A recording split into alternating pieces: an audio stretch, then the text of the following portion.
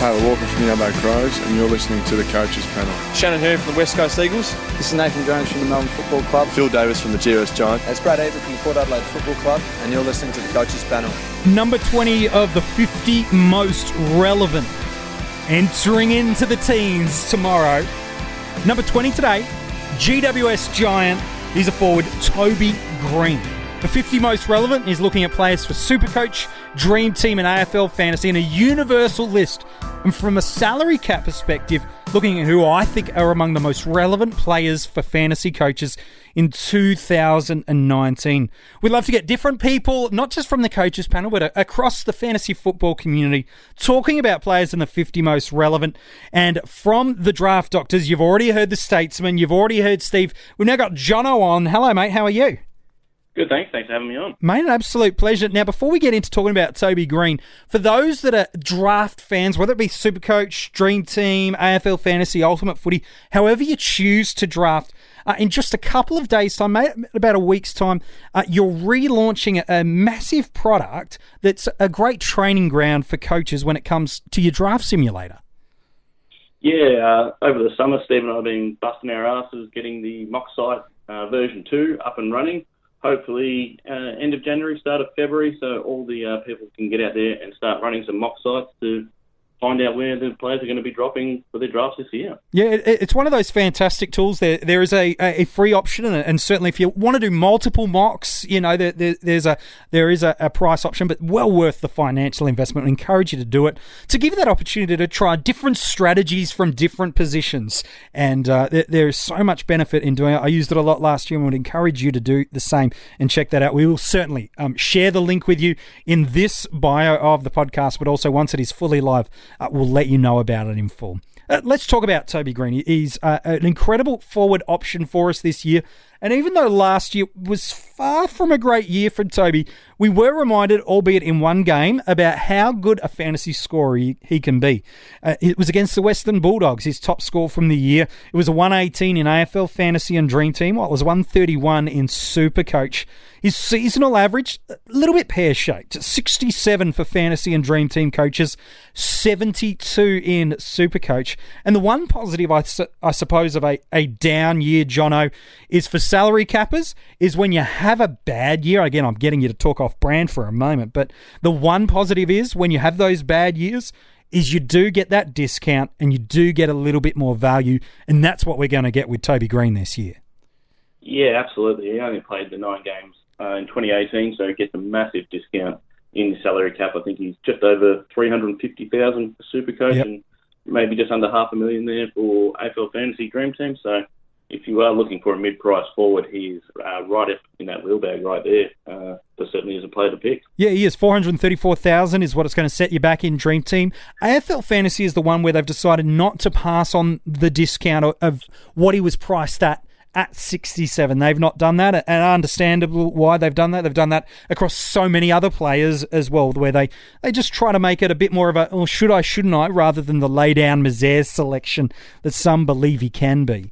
And the reason is because outside of last year, which was, we've talked about, a bit of a disaster year, just the one score in the home and away season that was of real fantasy note, which was round 1 against the Western Bulldogs. He then missed the next couple of games, played Fremantle, got a 90s across the format, played the next week against St Kilda, got a 50-odd, found himself injured, didn't get back into the side till round 17, played 4 games, got himself injured again. It was a little bit of a theme for us last year, but sometimes we can forget just how good of an actual footballer and fantasy football scorer he can be. In 2017, in AFL Fantasy and Dream Team, he averaged 91.4 and got the 4 scores over the ton mark, and that was from 16 games that season, while in 2016, he managed 21 games, 8 AFL Fantasy and Dream Team tons, 1 score, a huge one that was over 140, an average of 92.7, while in 2016,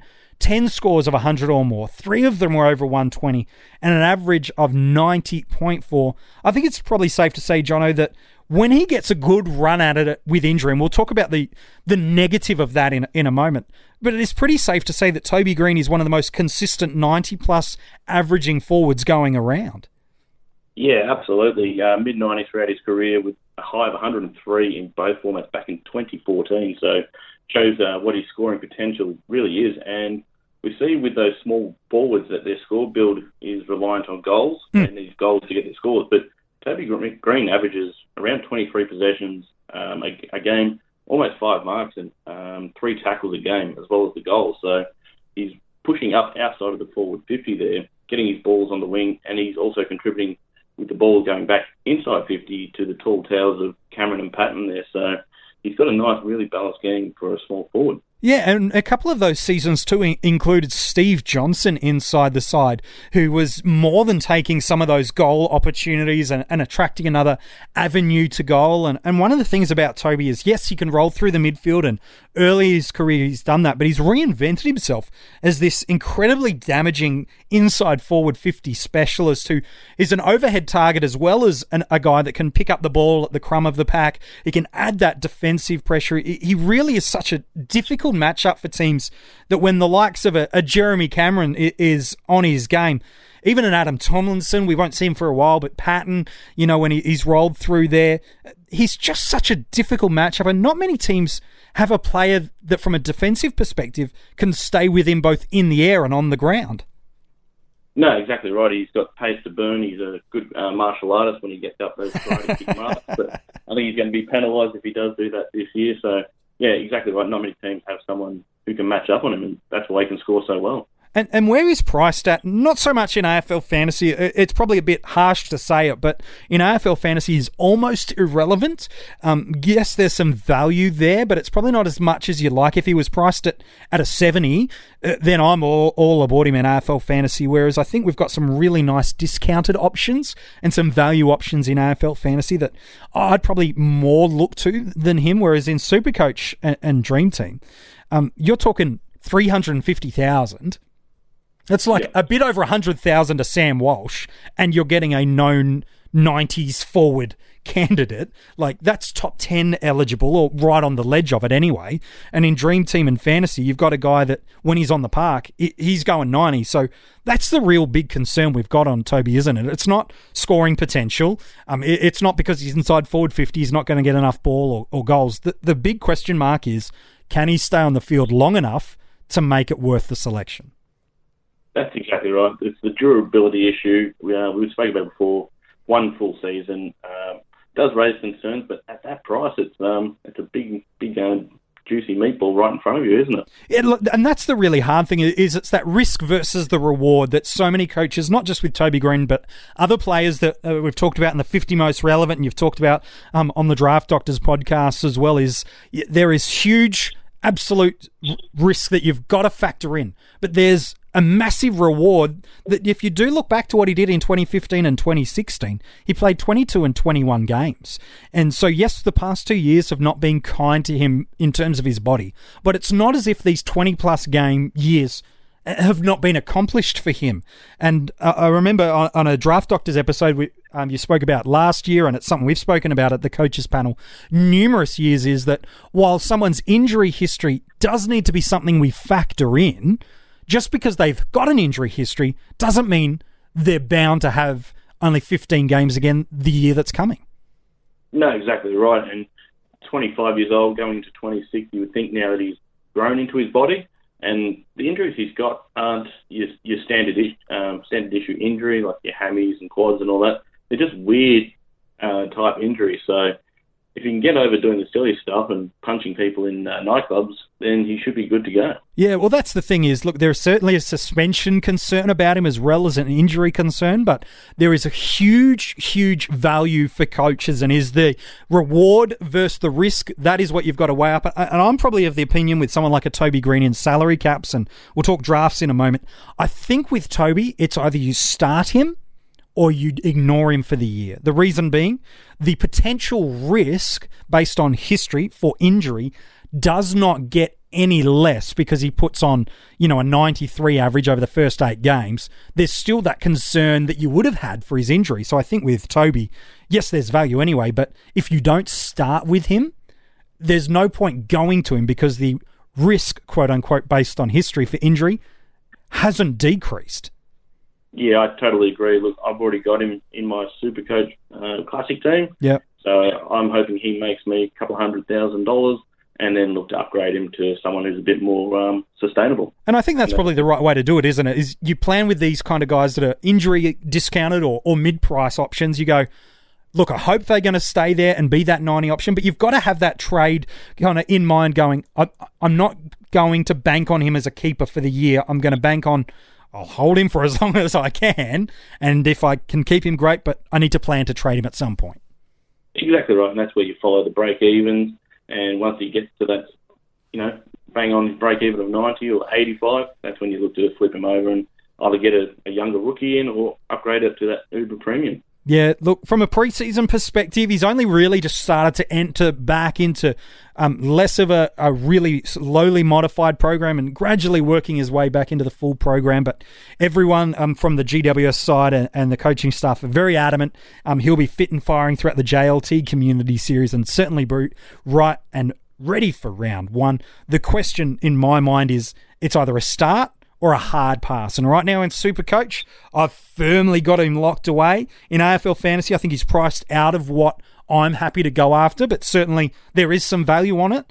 And in Dream Team, I'm really seriously considering it. He's not locked away for me, but if I do choose to go for kind of a mid-price option in my forward line in Dream Team, I'm really looking at Toby Greene. Outside of Supercoach, is he in any of your other formats, mate? Not at the moment, no. I haven't really. I've done exactly the same as you. Locked him for Supercoach, but I've looked for mid-prices value in other lines, so in my midfield and defence.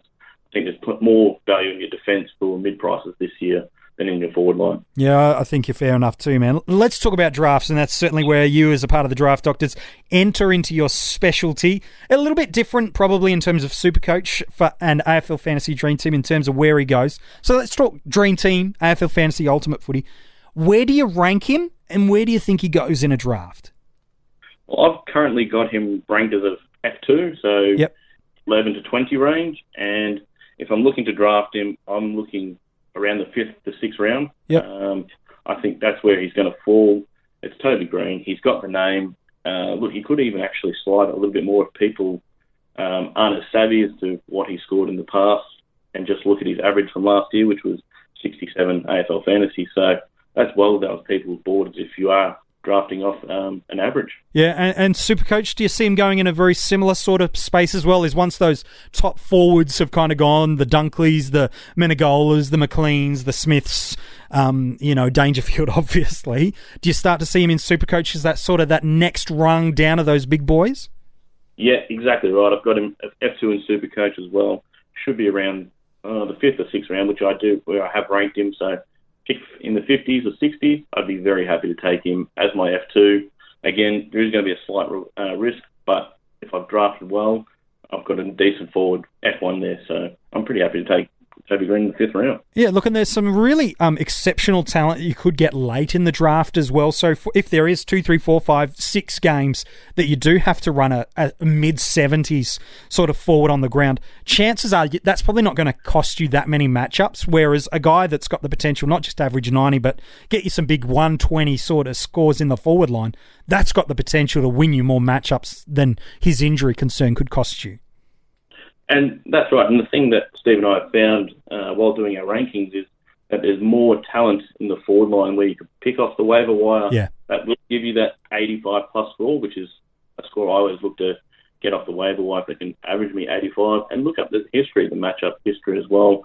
You can always find more value in the forward line, so you can look to get other positions more complete than your forward line there. Yeah, I think so. And then let's talk keeper league. In an established keeper league, it may be the chance right now to go and get a Toby Greene. It would have been quite difficult to get out of coaches in an existing keeper league, given he's so young, always going to keep that forward status. And if he doesn't, he's moved into the midfield and probably become one of the elite fantasy scoring midfielders. So historically, it could have been hard to get out of a coach, but given the injury-interrupted season last year and the fact that he still isn't quite into full training, this is probably one of those windows of time, Jono, where you could probably go to the existing owner and go, how's Toby Greene looking as a trade?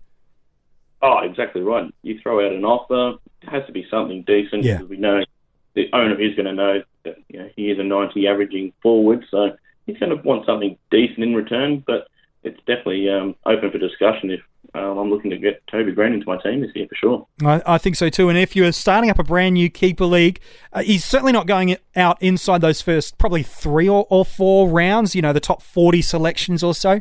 But do you have him as a top 50 overall pick in a brand new keeper league? Or does, some of that injury concern maybe drift him out to being, round 6, 7, where we're talking in a seasonal league? Is that where he starts to go in a keeper league as well for a new startup?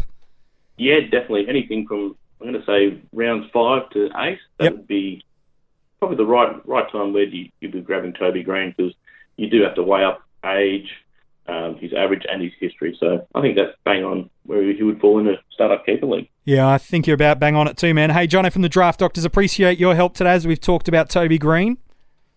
Thank you very much for having me, and looking forward to hearing for the rest of the countdown. Yeah, thank you, man. Appreciate your support. If you want to go and check out that draft simulator, the mock draft simulator that the guys will have up and running in a couple of days, perhaps if you're listening to this a little bit later on in the preseason, it's already well up and firing. We've got a link for that in the bio of this podcast. We'll also share that with you across social media. Once that comes out, a great opportunity to kind of hone your skills for drafters in 2019. If you want to go back and check out any of the players revealed in the 50 most relevant so far, you can do that at coachespanel.tv. You can get early access to this podcast and also some exclusive content and our Patreon. The links are at the website as well. And you can check us out over Spotify and iTunes. And if you haven't already, we'd love you to leave 5-star rating and review. We enter the teens of the 50 most relevant, and one of my favourite players to talk about of the preseason is in at number 19.